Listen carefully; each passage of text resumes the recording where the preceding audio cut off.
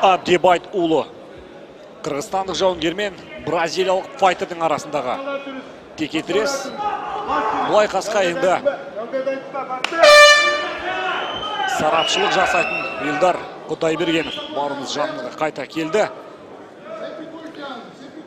Ассалаумағалейкум, қазақ елі. 51-дің атмосферасы қалай деп қысқаша сұрайсаңшы. Нұрбек Абдырахмановтың өзі үшін де, жанкүйерлер үшін де. Ал енді келесі қарсыласы кім болуы мүмкін? Менің ойымша ол қырғыз спортшысы.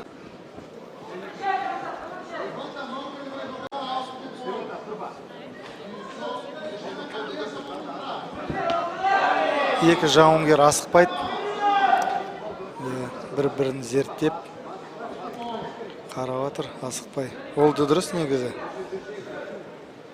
Осы жеңіс екеуіне де үлкен титулдай қасқа жолдама. Үлкен жолдама ғой. Тамаша соққы.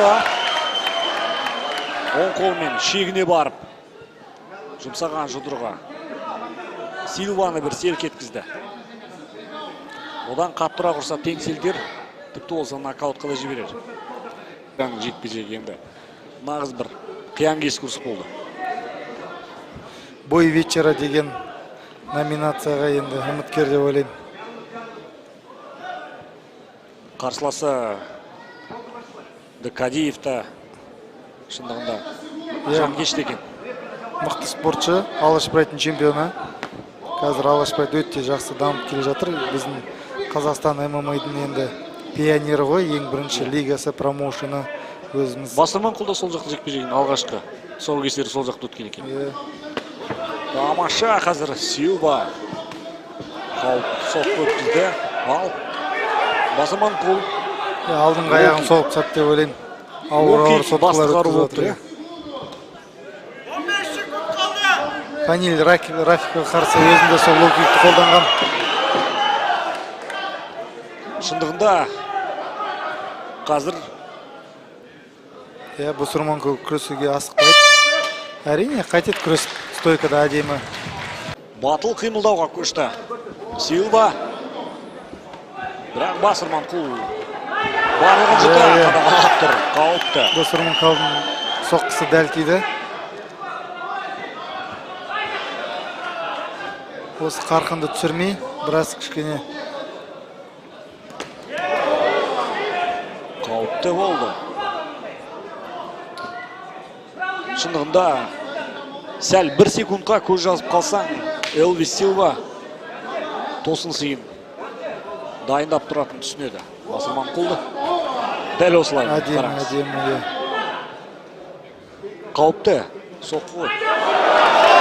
Жекпе-жек өткізіп келе жатыр деп ойлаймын, Айнеки.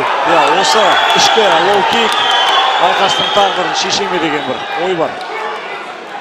Өткені Силва бір шама лоу-киктарды өткізіп алды бұған дейін.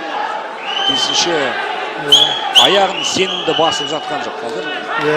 Басырман құл енді асықпайды, ол де жақсы. Асығып ешқайда баратын жоқ. Уақыт әлі көп алды.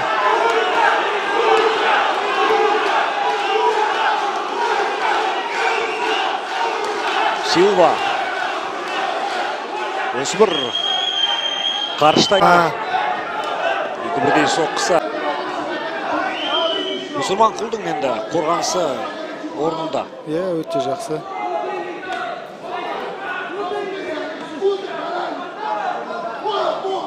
Бір көңіліме қатты жағып отырғаны қырғыз жауынгерінің аса асықпауы. Күшін сезіп тұр. Айтады ғой, хладнокровно, асықпай, по сантиметрам забирает, по кусочку разбирает по запчастям. Силва әзірге бұл бөлшектеуге көнетін мен емес деп раундтың соңына дейін ширақтығын байқатып қалуға тырысады.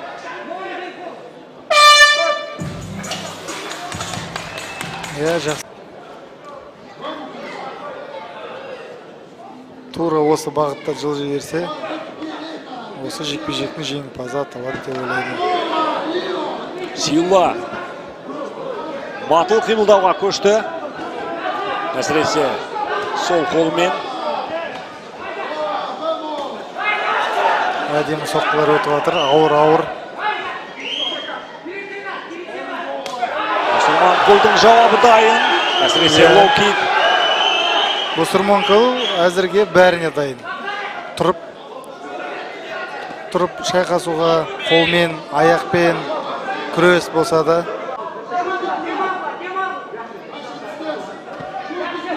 Силва секунданттарының айғайынан кейін ширай бастады.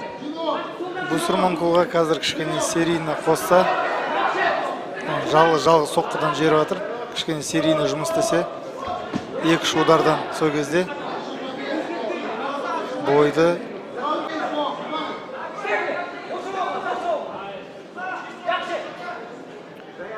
Силва сенімдірек қимылдай бастады 3-ші раундта. Оған қазіргі таңда уақытынан бұрын аяқтау керек. Егер де жеңіске жетем десе. Бұл шынның дегі тәрізді корейлік лейнен, я болмаса Дуглас Пума мен Кадиевтің айқасы деп. Бұған дейінгі 2 раундты Мұсырманқұлға бердіңіз ғой. 3 раундты да Мұсырманқұлға. Тамаша! Жаңа жекпе-жек. Аяқталды. Ауыр соққы өткізіп алды. Осы сияқты ғой. Мұсырманқұлдың көздегені.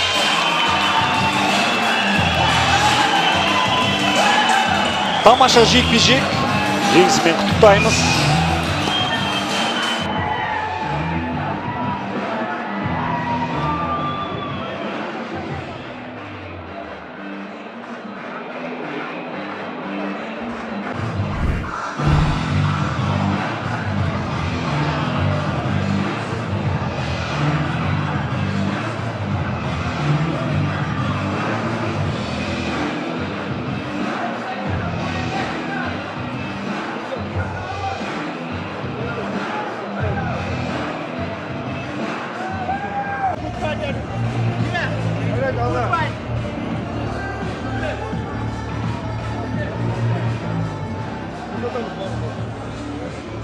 Dear ladies and gentlemen, referee Akhlev Askerbayoglu hold this in 4 minutes 41 seconds of round number 3.